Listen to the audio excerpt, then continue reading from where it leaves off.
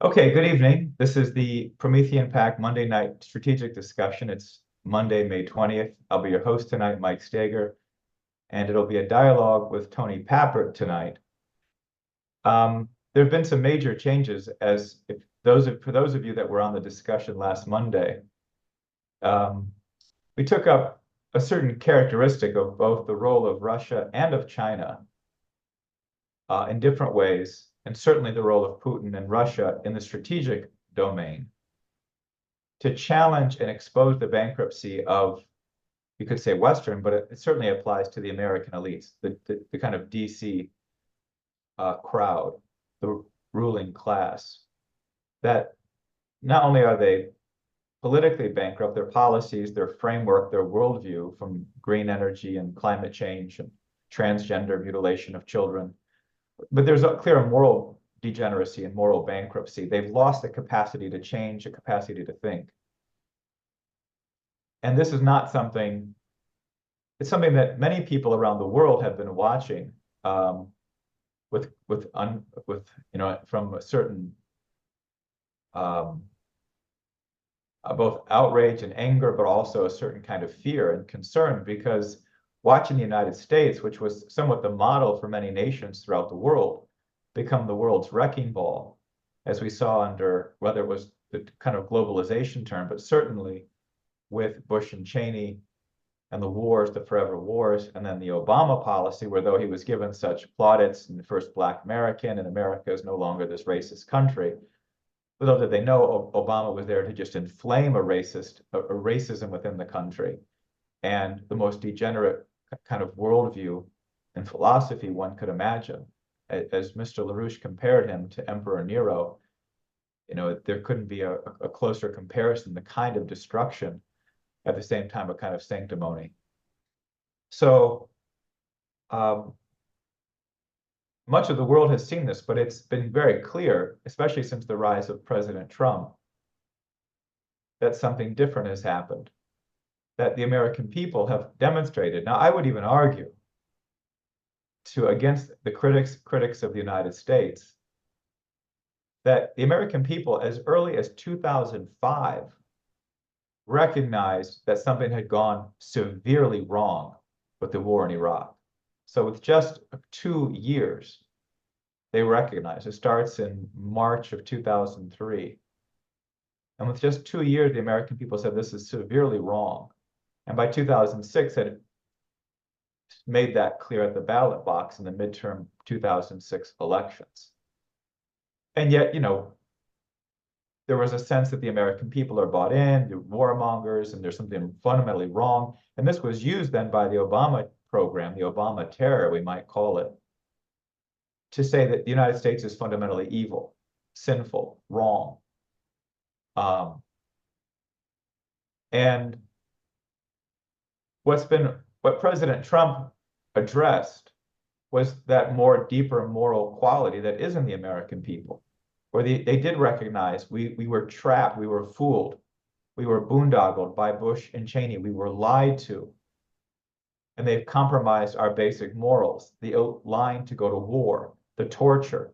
Then they manipulated and lied again on the bailouts and the financial crisis. And they've just been pulling us, kicking and screaming, attempting to vote, whatever party you're a part of, against this kind of insane terror that's been run from Washington, D.C. And President Trump has awakened that. But it is not, this cultural bankruptcy of our ruling class is not just in the United States. It is all over the world. It is everywhere. And it is a deep, deep cultural crisis. And we'll discuss, to what degree culture really plays a role in this. But it's something that uniquely some of the Russian authors, some oftentimes reference Dostoevsky. There's other people like Ivan Turgenev. I might say that wrong. Tony might correct me. But novelists at the time who recognized that there was a compromise around this question of the godlessness, the materialism, what we reference today as scientism, that can grip a population where they overlook the humanity of humanity. They reduce it to some formulaic conceptions. And then it's been ongoing since the late 18th and 19th, early 19th century. This has been an ongoing cultural threat. It could even go back further. It certainly does. But it rears its head in the French Revolution. That may seem like a lot to open up with, but what we're touching on are huge questions today in history. And the Russian novelists that made these things so clear in their writings in the 19th century have played a major role in Russia resurrecting itself out of that dark culture during the Soviet period, which ultimately was the origin of much of the Bolshevism and what took over. That they've looked to restore themselves. And in the last couple of weeks, Vladimir Putin has been reelected, I think for his 5th or 6th term, and he can be reelected, I believe, one more time in 2030 if he decides to run. But he then appointed new cabinet ministers, one of which is a new defense minister. So we're going to touch on that tonight. There's just one more thing I want to touch on because it relates to the scope of what we're here discussing. And before I do that, I want to invite all of you to the June 8th conference in Detroit, where these concepts, these questions, not only the immediate political fight to get Trump elected, not what we did in California this past weekend at the Republican convention, where we basically made a barnstorm tour through the convention, forcing everyone onto the MAGA train. We'll be doing something similar in Texas. We're going to bring that energy and force of political action into Detroit area on June 8th on Saturday for a live, in-person, anti-lockdown, actual in-person meeting to discuss at the deepest level, or I could even say at the highest level, the kinds of questions that we face, not only to politically overcome this challenge with this current election, but to effectively shift our nation back to the principles it was founded on, to truly accomplish that. So I invite you all to that. Now, in that light, let me just touch on one more thing. The Pope Francis, gave an interview with CBS that was aired this weekend. This has been in a line of him having meetings with political representatives, the governor of New York, the mayor of New York. There was a climate change summit he held. He was meeting with the Anglican Church.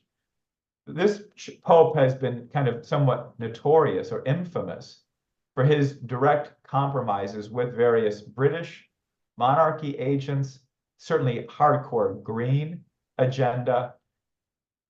And in this interview, it was clear that it was done. It was the first time he had done such an interview with a major US television broadcaster, apparently. First time any Pope has, apparently.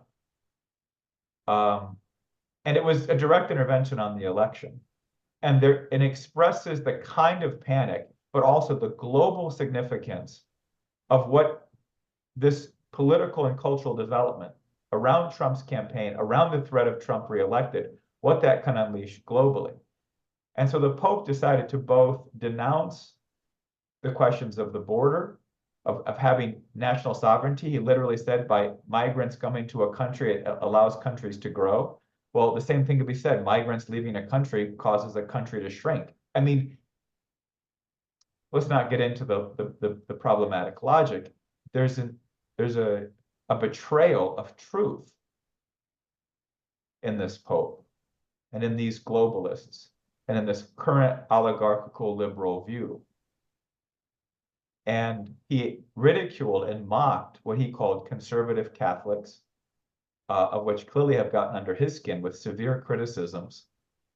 And then talked about other cultural issues, all to a certain level of demented quality. But this intervention points to the importance of the kind of changes that are happening in Russia and the potential changes that can happen here under Trump, but they will have to be intended. They will not happen simply because of a trickle-down effect. If we are going to create a fundamental resurrection of the true United States and its principles, it will be because the level of effort and concentration on that task will be taken up by many of us.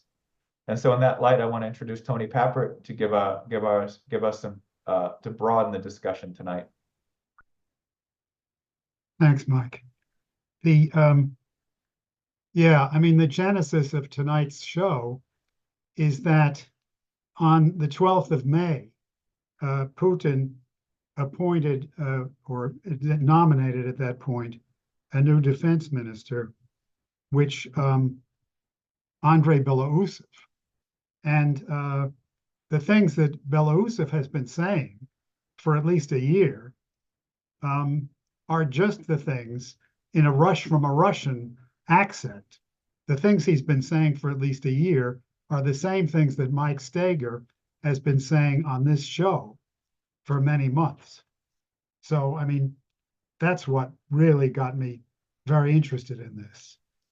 Um, I mean, in introduction, as Mike said, yes, Putin was reelected and he nominated new cabinet officials, and among them Defense Minister Andrei Belousov, Belousov, Belousov. Um, and I mean, the first angle, well, Putin has said just more recently, within the past week or so, that Belousov is the best economist in Russia. So immediate, the first aspects of this nomination, which were mentioned from the Kremlin, were the integrating the high technology military economy into the civilian economy. This is a very major question because, in effect, as Putin and his associates are aware, this was the question which brought down the Soviet Union. I mean, as a result of the Reagan-LaRouche Strategic Defense Initiative policy and Russia's refusal of that offer by President Reagan for a joint strategic defense initiative. So the Soviet Union entered into a massive defense drive, massive increase of defense spending to the point that it basically bankrupted the whole East Bloc and ended the Soviet system. Um, so, so the principal task in the defense ministry of this new defense minister Belousov is to integrate the military industrial complex within the civilian economy, so that despite large defense expenditures, the net result can be a boost to the whole economy if technological and scientific advances flow from the military industrial complex into the civilian economy, thus increasing productivity everywhere and tending to offset the effect of increased defense spending. So that's one immediate aspect of it. And I wrote that up in a post on Promethean Action, which you can read. But turns out there's a lot more to it than that. I began looking at an interview which Belousov gave almost exactly a year ago at the St. Petersburg International Economic Forum by RBK. And he said some very interesting things. He said, everyone can't look in the same direction. This has never happened and never will happen, especially in our country. Our country has always been characterized by significant splits in values. And during periods of reforms, this always worsens. Whether it's Peter the Great's reforms, Peter the Great, was Tsar Peter the First in the 18th century. And it was a great reformer. But what Belousov says is that we think Peter was a great reformer, but some people called him the Antichrist, which they did. There was a whole split in the Russian Orthodox Church, and the split off portion of the church said that Tsar Peter was the Antichrist. He said the same in the revolution. The officer corps was split in half, 50% for the Reds, 50% for the Whites.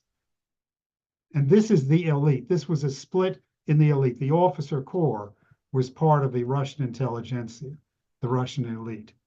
And he said this happened in the 90s, trying to put everyone in the same mold and force them to go somewhere is difficult, impossible, counterproductive. But there must be a core that will go on, which will form these spaces around itself. This core is not built from economics, it is built from meanings, or you might say culture. But this is what he's saying is a feature of Russian culture, which should be well known, but it's not outside of Russia, which is that Russian opinion is always deeply split. When there's some group that goes one way, there's always a group that goes 180 degrees the other way. And it's something which, as a Russian intelligentsia, a Russian elite has to deal with. The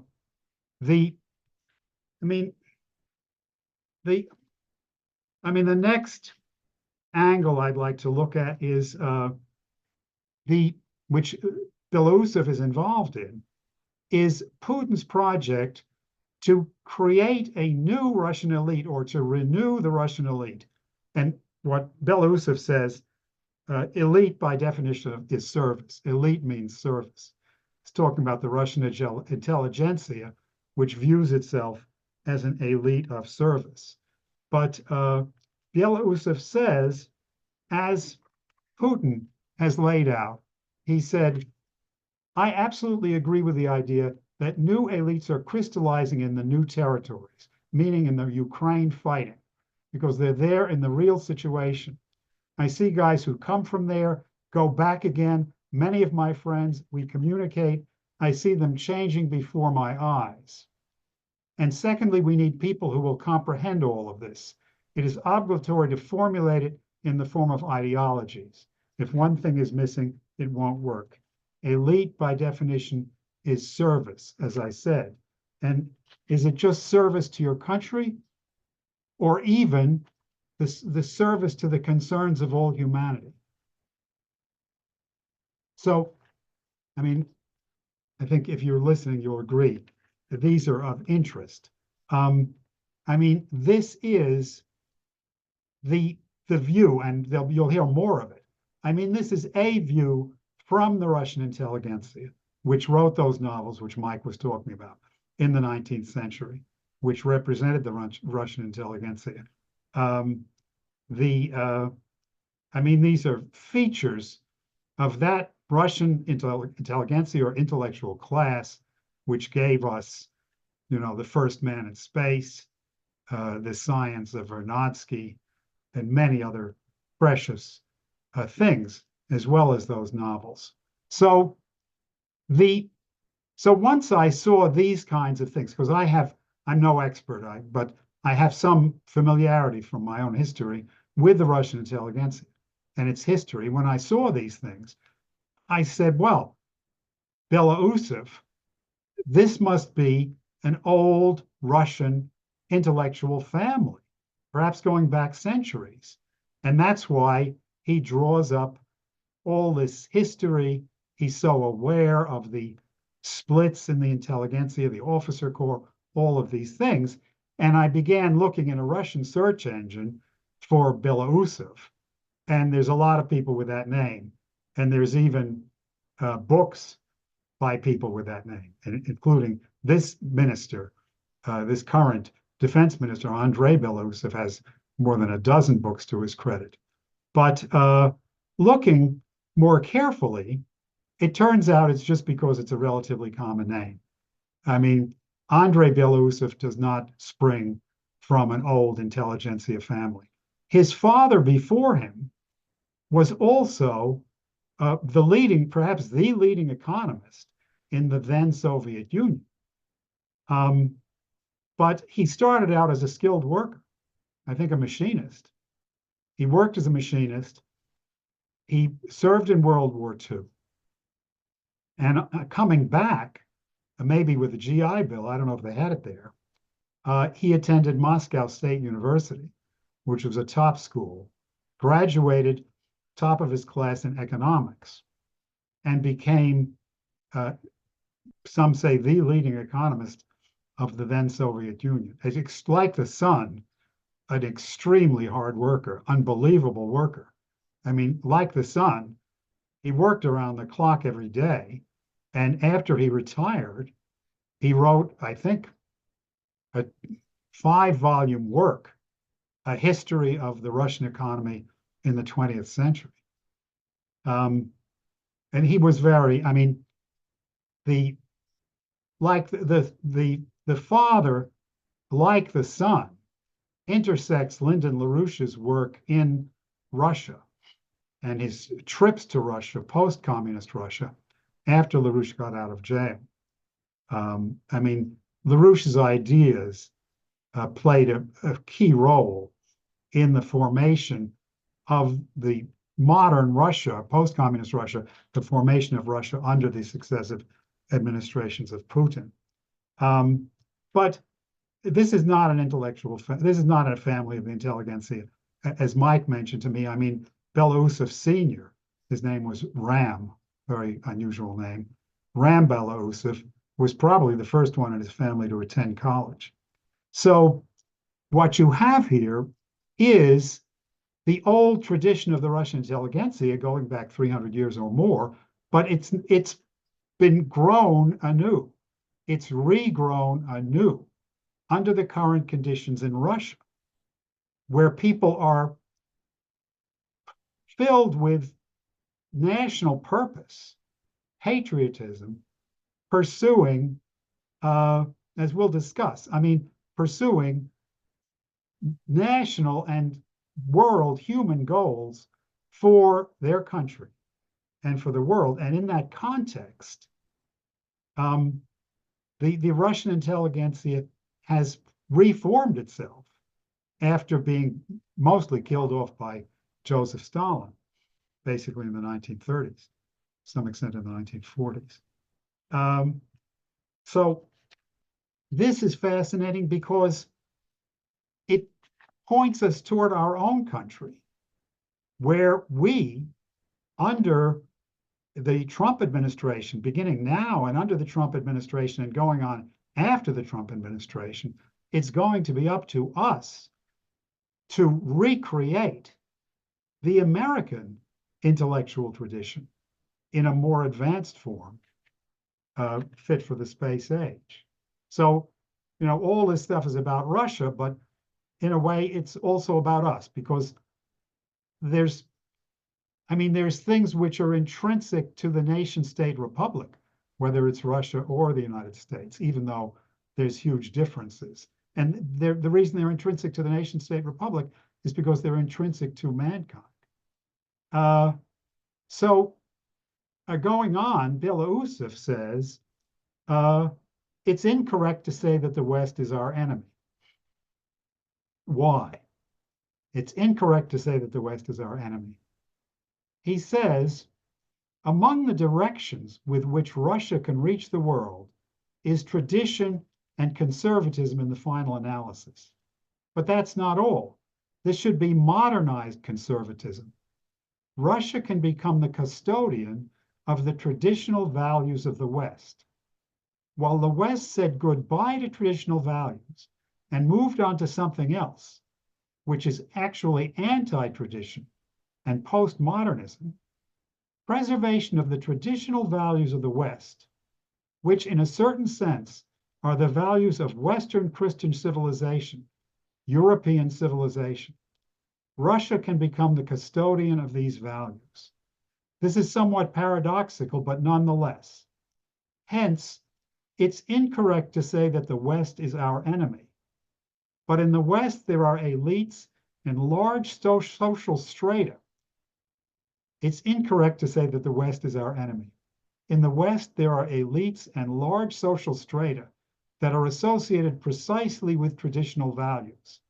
And here it may turn out that Russia is a saving straw for them, which gives them the opportunity to save something else. So it's wrong to say we're against the West. Maybe we're saving Western Christian civilization, or saving it, preserving it as its custodian. I'd just like to take a minute to show his picture. just so you know what he looks like. This is Andrei Belousov.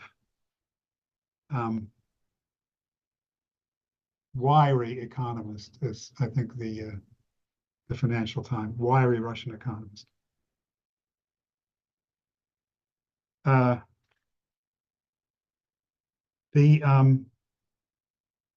then he speaks about this question of culture, which he calls self. The I mean, he uses the. I mean, this is a Google translation. There is no, my Russian isn't good enough to make my own translation. I don't know Russian, period. Not that's not good enough. So I'm dealing with a Google translation. It's awkward, but if you follow it, I mean, the meaning is clear. He says the countries, to have sovereignty, countries must have a self. And he uses the terminology of the psychologist Carl Jung. He says the self is not the persona, it's not the mask you wear, it's not the person you try to be in public. This self, it's your real self beneath all that. This selfhood should manifest itself in all countries that have sovereignty. Those countries that do not have sovereignty, by definition, cannot manifest itself, cannot manifest it. He said, country like Holland, which I deeply respect, Belousov is a expert in Rembrandt's paintings. He says, a country like Holland, which I deeply respect, the Netherlands, they do not have sovereignty. A country that has sovereignty should have its own meanings. Who are we? Where are we from? Where are we going? India, for example, definitely has sovereignty, although its GDP is not very high. The same way as China. But these countries that have 100%, these countries have 100% sovereignty. We have no other option for our country other than to acquire or reproduce this self. They say we have enormous resources. We have a talented population. This is all true. But the most important necessary condition for our selfhood is a huge culture. We have our own cultural code, our cultural identity, which the vast majority of countries and peoples do not have. Dostoevsky felt it very well. A whole series, as Mike mentioned, a whole series of authors of the 19th and 20th centuries. This is our main resource, this selfhood. We need to get it out. We need people to feel they are the carrier. This is the key point for Russia and for us and for every country that wants to be sovereign, for mankind. We need people to feel that they are the carriers of this cultural code through mechanisms, through patriotism, through the education of people, through the experience of fathers and grandfathers. If we solve this problem, then the tasks of the economy are secondary. This is the leading economist in Russia. If we solve this problem, the tasks of the economy are secondary. They are very complex, but I am confident we will be able to solve them because in principle, we have everything for this. We destroyed a lot in the 1990s. I mean, Russia was prostrate completely in the 1990s. Life expectancy for men went down to 57 years. We destroyed a lot in the 1990s, but what was destroyed in 10 years can be restored in 2 or 3 years at a new level and in a new quality. So I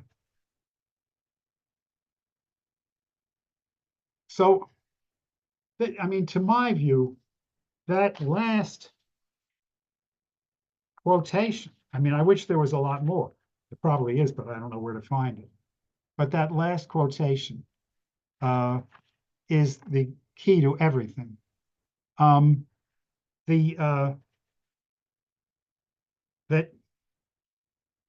our coming generations must understand themselves as the carriers of this cultural code through mechanisms, through patriotism, through education, through the experience of fathers and grandfathers. If we solve this problem, the tasks of the economy are secondary. They're complex, but we can solve them because we have everything for this. We were destroyed. Now, I mean, the United States has been destroyed, not in the same way, not as quickly, and not as physically decimated as Russia was.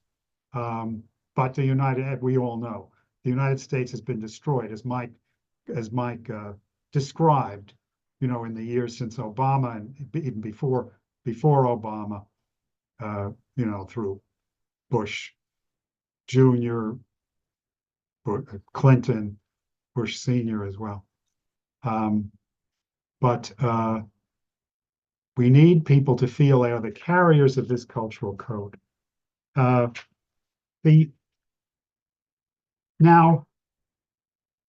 so that's the Russian version, but it's so striking. I mean, if it strikes you as it does me, even though it's Russia, so many things are different. You see what we have to do here. We have to restore the American cultural tradition, which is Christian civilization. I mean, it's our development, and in many respects, the highest development of Western European Christian civilization, when the best people, and the best people with the most independence of mind, fled Europe for the New World and planted a European culture here for a much greater flourishing under our constitutional system. So, we have that task here to rebuild the American cultural tradition in the age of space colonization. The American cultural tradition, which our children will bring with them to the moon, to Mars, elsewhere in the solar system. Now, I mean, Lyndon LaRouche wrote on the same theme, and he did it a lot in a long work he wrote in 1986, if I have the right date, on the science and technology to colonize Mars. And that goes far beyond science and technology. It lays out a 40-year program for the United States, leading a coalition of nations, to at the end of 40 years from that date of writing, so sometime right now, to plant the first human colonies on Mars. But it's not, that's a task before us indeed, but it doesn't really define the task.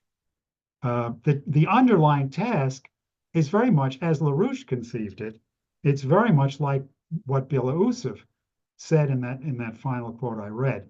So I extracted two short paragraphs from part one of LaRouche's Science and Technology to Colonize Mars. It was published in two parts, Mike, so you may have to put up the second as well. And this is what he wrote there. I mean, along with a lot else, obviously. He wrote the first consideration refers to a preceding paragraph. The first consideration, the material basis for the 50 years ahead, is indispensable. But the second, the development of the moral character of our posterity, is what is essential, what is fundamental. The material basis for the future 50 years is indispensable, but the development of the moral character of our posterity is essential, is fundamental. And then, I mean, this is not the limit of his discussion. It's just trying to find two paragraphs which capsulize it. One paragraph later, he returns to this and says, we must think of a process of the self-development of the good within our national culture. In this process, it is the development of the good which is fundamental, and the practical tasks merely the indispensable activity of goodness. This is the development of the good which is fundamental, and the practical tasks merely the indispensable activity of goodness. So I put that directly next to Belousov saying that our children and their children's children and their children's children must feel they are the carriers of this cultural code through mechanisms, through patriotism, through education, through their fathers and grandfathers. As the Bible says so many times, tell the children. It is the children who will carry this on. So that's pretty much what I had to say. And I'd invite Mike, because I think he has illuminating comments. I'd invite him to make them if he We'll would. see about that. But Tony, thank you for that. I think it's really important. Hopefully people get a sense that there is a, it isn't a question of discussing the news or events of the day. It is understanding the similar struggles that other nations and cultures are confronting and finding allies within them that can bolster our own efforts and improve them and rebuilding and restoring our own country. I mean, it is in some sense, and maybe Tony, we can touch on this in a second, which is the question of not patriotism as a reflex, but maybe we might call it a higher kind of patriotism that I think Belousov also references, which is that what is good for one's nation is ultimately a contribution to civilization. I think, though, it may be important and useful for people that are joining the call. I know we have some questions raised, and we'll get to you guys in a second. Tony and I want to just flesh out some questions before we jump to questions from the audience. Is it maybe worthwhile to touch a little bit on Lynn's role in Russia, maybe just to give some of the historical context? I mean, it was the fact that Russian scientists came and spoke to him while he was held unjustly in a federal prison in Minneapolis, or Minnesota, not Minneapolis, but in the Minnesota area. And that as soon as he came out of prison, he was in Russia and he was speaking to the Academy of Sciences and leading economists in Russia at the time. Can you touch more on that, Tony? Do you have a recollection of it? Oh, yeah. Well, I do indeed. But I mean, it all began with the STI, which is, I mean, again, I touch on this in my post on Promethean action, but it all began with the SDI. When the US and the Soviet Union were held within the Kissinger British dogma of mutually assured destruction in the 1970s. And Lyndon LaRouche could not accept that. The Kissinger doctrine was that peace was guaranteed by the fact that if there were a major power conflict between the US and the Soviet Union, both would assuredly destroy the other. So both would be completely wiped out, along with most of the rest of humanity.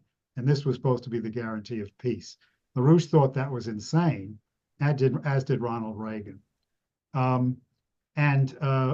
Beginning 1977, LaRouche developed a doctrine which Reagan termed the Strategic Defense Initiative when he adopted it in 1983, when he adopted it publicly in 1983.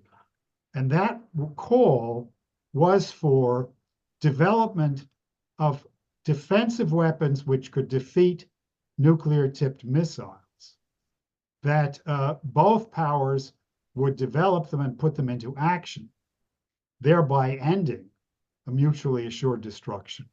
And they would work so that this is the thing I mentioned at the beginning in this context, they would work so that the science and technology developed for the purpose of beam weapons development would spin off into the civilian economy, tremendously increase productivity, and be used to lift the world out of the economic stagnation into which it was sinking, particularly through capital exports to developing sector countries. So the Reagan administration, well, Reagan, not everybody's administration, but Reagan wholly agreed with this, adopted it, went public with it March 23rd, 1983. And Lynn was detailed to negotiate this with the Soviets in what's called back channel negotiations, reporting to the National Security Council. The Soviets rejected the doctrine under Andropov and later Gorbachev, fiercely rejected it, called for the jailing of LaRouche, which ultimately was done by, British Associated Forces of Robert Mueller, George H.W. Bush. And LaRouche forecast that he forecast in 83, that if the Soviets rejected the SDI offer, their communist bloc would disintegrate economically within about 5 years, which is exactly what happened. Now, this whole thing made LaRouche a very well-known figure in the Soviet Union, especially among Russian scientists. As Mike said, leading Russians, including Russian scientists, tried to rally support for LaRouche's cause when he was unjustly jailed under George H.W. Bush for 5 years. And no sooner did he get out of prison than he visited Russia at the invitation, for the most part, of Soviet scientists who were his hosts there and whom he came to know. So, LaRouche has had tremendous influence in Russia through this process. He clearly, you can't point to the details which show it, but he clearly had a lot of influence on Putin's policies. In a video he made, what was that video about the Storm over Asia? Storm over Asia, yeah. Storm over Asia laid out the course of British aggression against Russia through the Caucasus, which Putin had to confront, both Yeltsin, who failed, and then Putin had to confront so to allow Russia to survive. So, so LaRouche has had tremendous influence with Soviet scientists, Soviet economists, many of them, close to the Belousov and the institutes with which it has been associated. So, LaRouche is still a well-known figure there, and was he made an his influence academician? continues. Can't hear you. What was he made an academician? Was he made part of He the was made an honorary?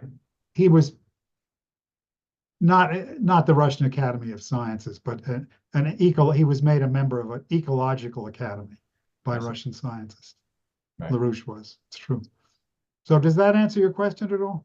Yeah, I think so. I think that at least I just think that it's important for people to have a sense that this level of dialogue, in some ways, the American intellectual tradition was made itself available to Russians at a point of great crisis. Yes, And exactly. that's what LaRouche was doing. One of the things that strikes me. I mean, it's hard to say. I don't know the inner workings by any means of the new defense minister of Russia. But what you see in Russia is you confront. There was a part of the forecast Mr. LaRouche made in the 1980s was that, and if once the Soviet Union failed because of specifically its inability to integrate the defense spending into the domestic economy, that they would have this massive overspend because in some ways it was a new technology race. Yeah, That if the Soviet Union failed, that we would fail soon after. for the same reason. I mean, yeah. Yeah, and that the only reason we were maintaining any kind of integration of real industry and technology was because of the threat of basically implying that held us to some degree honest, which was whether that was what he was thinking or not, that was certainly true that we were held to a certain level of honesty in our economic practices at a minimal standard, not nearly what we should have been under the Cold War. But as soon as the Cold War was over, we went ape in this kind of cultural program of extreme materialism and so on. But yet our response is we have not yet confronted the kinds of failures that Russia was forced to confront. We're just beginning the American people have just woken up to the kind of crisis, but that in Russia, they've had to confront these things. They confronted the collapse of the Soviet Union. And then they confronted the collapse of the post-Soviet Union period, this massive oligarchical takeover. Far worse in terms of, killing, loss of population, everything. Yeah. We have a few places that maybe express that in the United States, but it's certainly not across the country. They didn't have a Federal Reserve printing money and so on either. But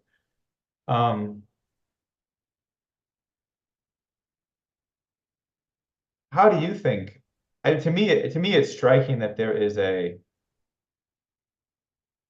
that it seems in his mind, and I think it has to be in our minds, that we are at a major inflection point, and that Americans have not really faced an inflection point. In some ways, the tactic of the enemy has been to postpone the inflection point as long as possible, to not allow Americans to confront what is ultimately the reorganization of our system, that we are operating off of a failed set of beliefs, of outlooks, of axioms, and that we have to reorganize that in some way. It seems like the Russians have at least experienced it. They don't take for granted what they've had to build up in even the last 20, 25 No, years. that's absolutely true. You're right. And that Belousov can speak from at least the progress that's been made in responding to really the second crisis in a decade. I mean, once Yenin, not Yen, what was his name? Boris Yeltsin. Yeltsin. Yeah, Boris Yeltsin. After he failed and handed it over to Putin, there was a kind of all of a sudden another shift of power. No one really understood what it might mean. We now have a better sense 25 years later. Yeah. But how do you think of how do you see Belousov responding? Where do you think some of these thoughts have come from, and how these major points of because we're dealing with a system that's no longer able to function in the United States. I mean, I'm getting at this in an awkward way, but it's just striking that we're at that collapse that LaRouche recognized was going to happen. He thought it would happen sooner in some ways because he thought the moral reflex of the American people would be stronger. And ultimately, maybe it wasn't, or we were the manipulations were far more severe, like 9/11, that manipulated and got us to kind of go along with this kind of current regime, even though it just keeps sucking the life out of us. But it seems like in what Belousov is referencing, or maybe what you're saying, despite what he's saying, what you're saying regarding this kind of a resurgence, that it takes place in these moments. And if you give space for people to recognize it's just not going to continue any longer, then people start to think differently. It opens up a capacity in human identity Yeah, yeah, within your citizens to respond. yeah, yeah. No, it's absolutely true. I mean, if I have the figure right, 1,000 Russians are volunteering to fight in Ukraine a day. And I mean, however, I don't know how people in our audience see that, but the reality is they want to serve their country. They're stepping forward to serve their country. The I mean, what you're saying is true. I mean, Russia has had to rebuild from total ruins within the past 30 years. I mean, the 90s destroyed everything. I'm reading, I mean, I don't know if it exists in English. It may not, but I'm reading a uh, a work by Solzhenitsyn, which is a very capacious first-hand account called Russia in Collapse. And I don't recall the year, it was during the 90s, but Russia was just completely in collapse. I mean, you know, everything was being stolen, people were not being paid, the alcoholism was every place, and people were dying like flies from drinking poisoned black market uh, liquor. I mean, it didn't even have to be black market. Everything was legal. It's unbelievable what was going on. As I said, I mean, it's a dry number, but I mean, our life expectancy here in the U.S. has been falling, I think, for 4 years.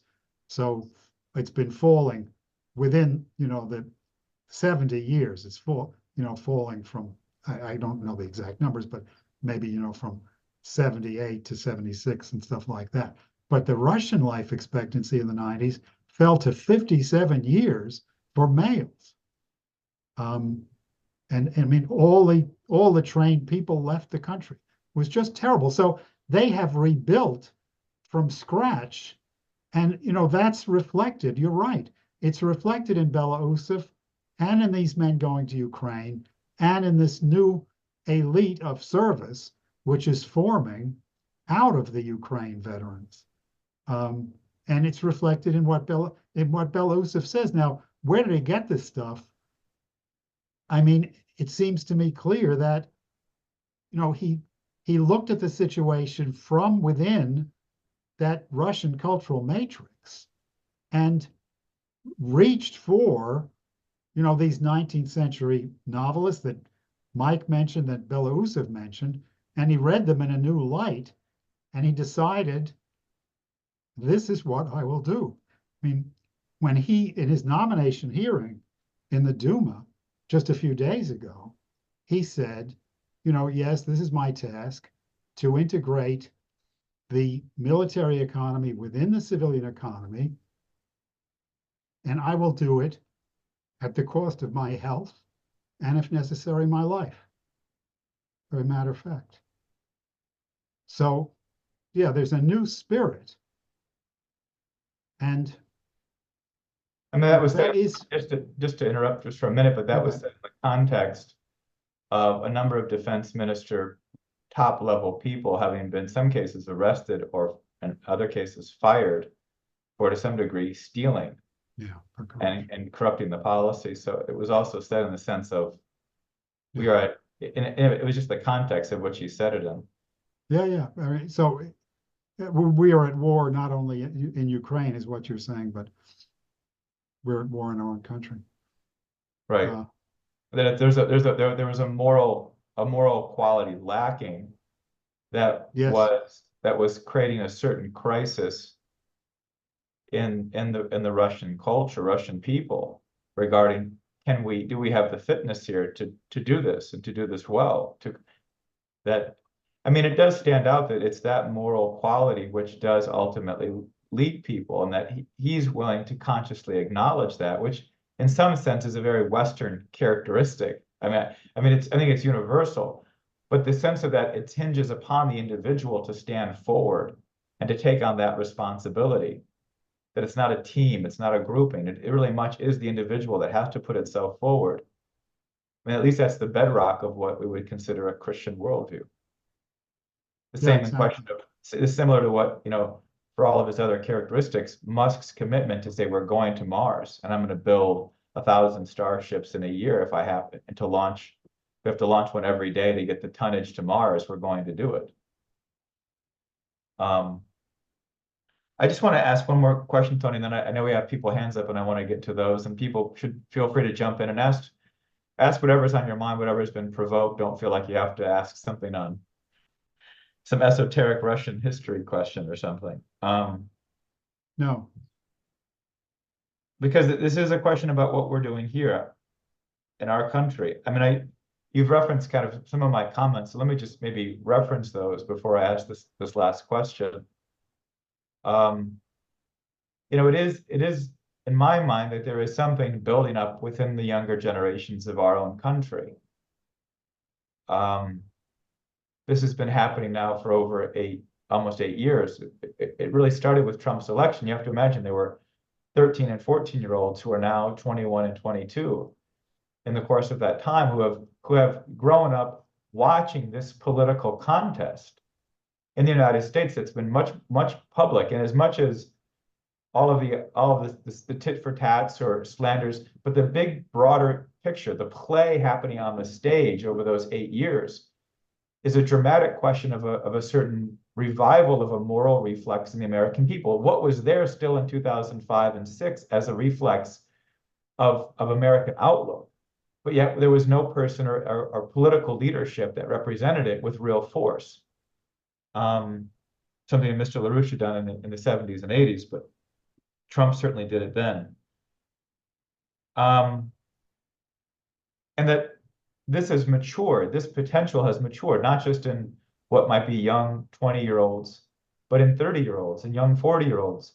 Because as is often said, am I going to spend my life working at some corporation, maybe having one child and then traveling and going to all the shopping centers in all the major cities of the world? I mean, what kind of life is that? Is that culture? To go to a Zara or I don't know, a Louis Vuitton store in 20 different cities in the world and say you've traveled? Yeah.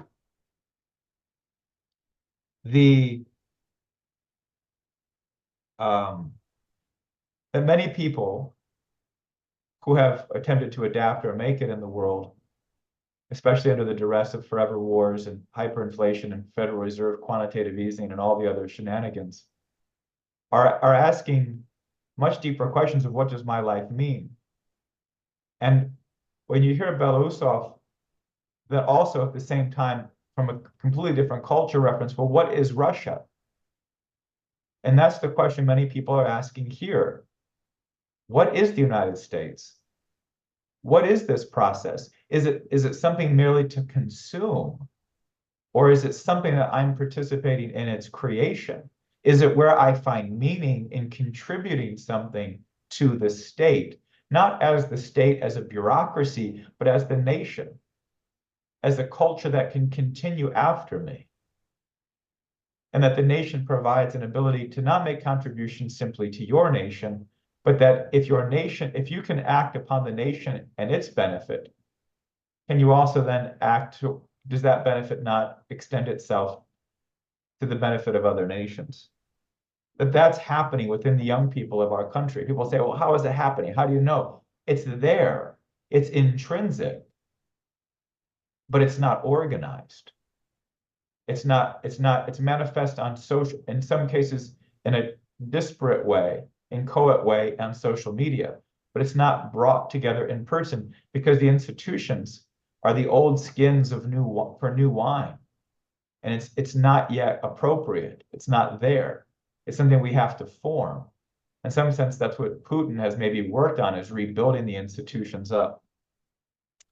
And so that's what maybe Tony was referencing when he mentioned some of my comments. But Belousov said, if we solve this, then the economic problems can be easily solved. Can you state again what you think this is? Well, it's culture, but you know, there's no. He's.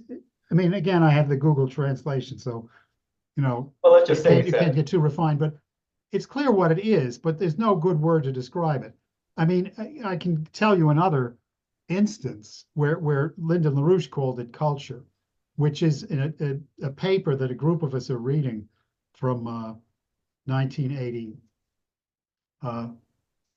88, I think, which is a not unpublished paper by LaRouche um, with the long title, The Impact of American Ideology on the Failures of U.S. Strategy. A large part, I mean, I'm sorry, it's a long answer, but at least it seems to me true. A large part of that paper involves People's War. And People's War, which was originated not by communist revolutionaries, but by the Kuomintang Party in China, which,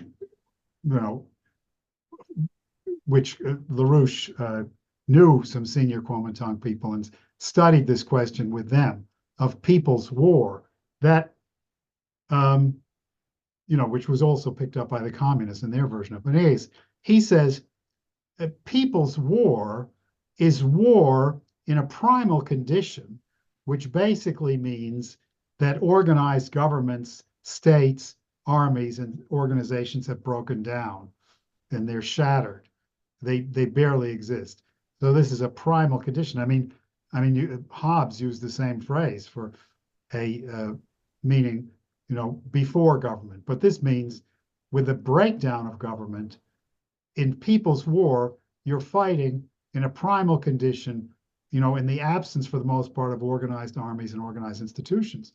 So LaRouche says, in the condition of People's War, patriotism, simple patriotism is not enough, because simple patriotism is loyalty to the existing nation, its institutions, its laws, its its government, and so on. But in a primal condition, these things don't exist. So the individual has to find within himself, in the absence of an organized government or any of these things, he has to find within himself the values which are worth, if necessary, the sacrifice of his life in war. What are those values? Which implicit, you could say, they exist before the nation. They exist, behind and beyond the nation, within the individual. I mean, Schiller refers to this in his play Wilhelm Tell. And Lynn says, well, these are cultural values. But, it's a technically correct term, but the problem is culture, people think of, fancy, art museums or something like that. It has nothing to do with that. What Belousov calls it is the self. I mean, he also calls it culture, but he calls it the self, as against the Jungian persona, meaning, when there's nobody to impress, when there's nobody to look good for, and nobody to please, it's you, yourself. What is the value you find in yourself? So, that's the answer. There's no good word for it because of the way that the word culture has been weakened or parodied. But in a correct sense, it is culture. I mean, why did we establish the United States? It's because of the values of the human being himself. Well said. Well said. Okay, so we have some questions, some friends, and we really invite people, if you're on for the first time and there's no bad questions at this point. Whatever's on your mind after listening to this dialogue will be a pleasure for us to hear and respond to. So feel free to jump in. Got a few friends, so let's see what they have to say.